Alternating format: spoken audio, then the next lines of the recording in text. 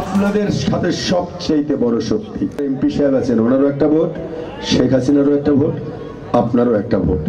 সুতরাং এই ভোট কারো ইনফ্লুয়েন্সে অন্য কাউকে দিয়েন না, কাউকে না, যাকে মন চাইবে।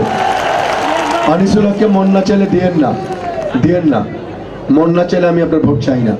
আর সবাই সঙ্গে মিলায় দেখেন, যদি মনে করেন আনিসুল হককে দিলে বিশ্বাস করা যায়, এই লোকটা চুল পাকছে, এই লোকটা অনেকগুলা অর্গানাইজেশন, অনেক ফ্যাক্টরি করছে।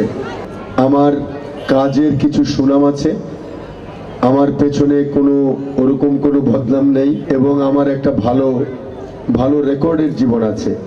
আমার কাজই হলো অর্থনীতির কাজ করা, আমার কাজই হলো এমপ্লয়মেন্ট, মানে মানুষের কাজ যেন হয় সেই কাজ করা। এগিয়ে যাওয়ার যত চাকা সবটাকে আজ ধাক্কা